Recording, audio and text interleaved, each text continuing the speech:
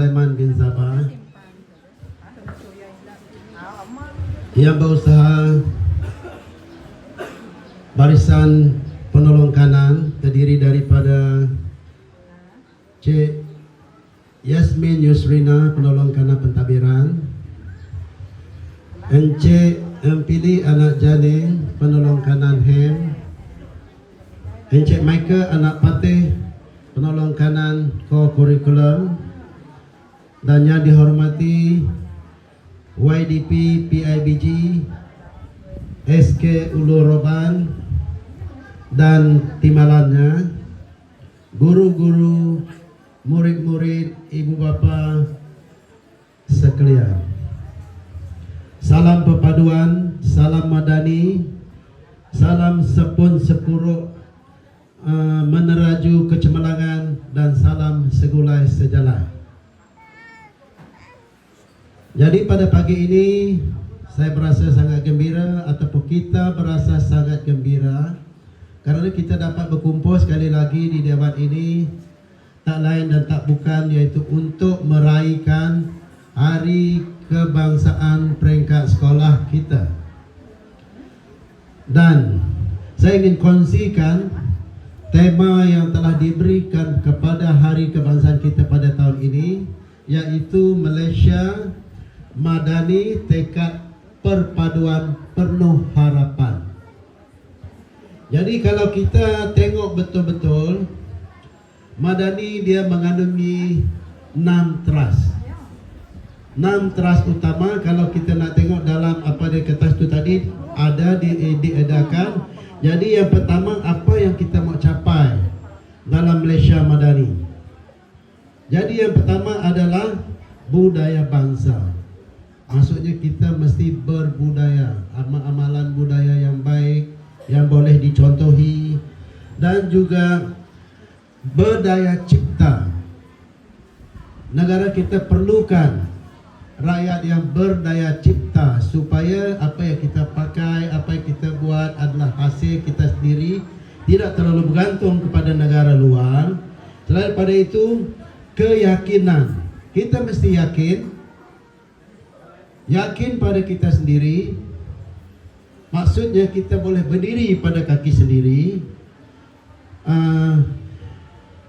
Kesejahteraan, negara yang sejahtera, dan juga hormat menghormati. Jadi bila kita sebutkan Malaysia Madani ini, kita telah merdeka. Seperti dinyatakan tadi, 66 tahun. 66 tahun negara merdeka. Tapi saya ingin bagi penjelasan sikit. Dalam 66 tahun negara merdeka ini adalah 66 tahun bagi Malaya merdeka. Dan untuk Sarawak, kita merdeka pada 63, bukan 57.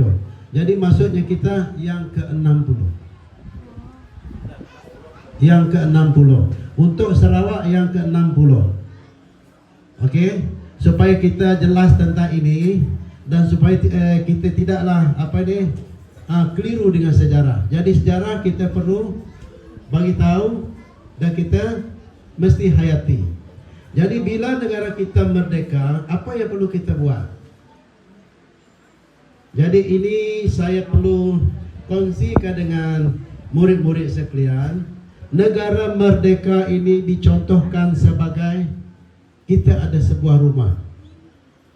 Bila rumah itu siap, semuanya kosong. Jadi apa yang perlu kita buat?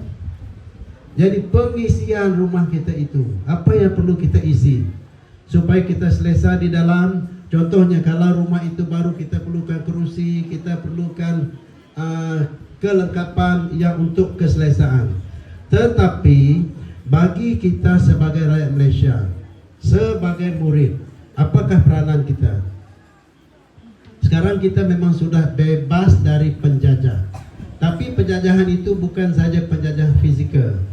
Kadang-kadang kita masih lagi dijajah dari segi mental. Kita masih dijajah dari segi amalan-amalan negatif yang merugikan kita. Jadi kita, kalau kita rasa kita sudah merdeka, kita bebas daripada fizikal, kita bebas daripada mental, dan untuk kita dapat mengisi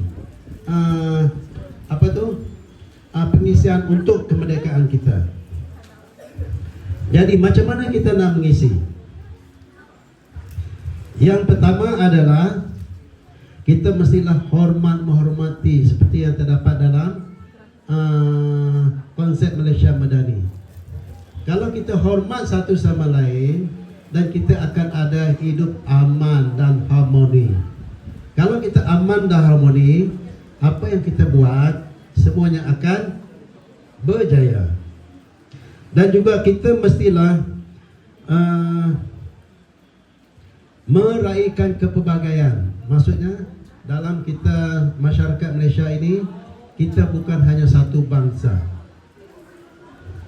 Kita ada Iban, kita ada Melayu, kita ada Cina, kita ada India. Di Sarawak sahaja ada berpuluh-puluh kaum. Kalau kita pentingkan satu kaum sahaja, kita tidak akan aman. Tetapi kalau konsep kita satu Malaysia, apa-apa kejadian kita nikmati bersama, kita hargai bersama, kita merayakan bersama. Contohnya sini, orang Islam merayakan hari raya, kita bukan Islam pergi bertandang. Maksudnya ada keharmonian di situ. Kalau orang Kristian merayakan perayaan, orang Islam dan orang-orang lain pun boleh pergi. Jadi di situ kita kongsi merayakan apa yang kita ada, dan kita kongsi menikmati apa yang kita kecapi sekarang ini. Dan saya rasa tidak mustahil negara kita Malaysia akan menuju ke arah kemajuan seperti yang ingin PM10 kita inginkan, ataupun semua rakyat kita inginkan. Kita inginkan kejayaan, kita inginkan kedamaian, kita inginkan kemesraan, supaya kita aman hidup dan selesa. Jadi untuk pagi ini saya tidak bercadang untuk bercakap panjang. Jadi saya ucapkan terima kasih kepada hadirin yang telah datang untuk hari ini, semua ibu bapa, dan juga saya ucapkan terima kasih kepada jawatan kuasa kerja SK Ulu Roban yang telah bertungkus lumus dari semalam, dan terima kasih juga kepada murid-murid yang telah mengadakan persembahan. Dan untuk itu saya dengan rasminya melancarkan hari sambutan Hari Kemerdekaan peringkat Sekolah SK Ulu Roban untuk tahun 2023. Sekian, terima kasih. Majlis merakamkan ucapan terima kasih kepada Encik Banding Anak Pandang di atas ucapan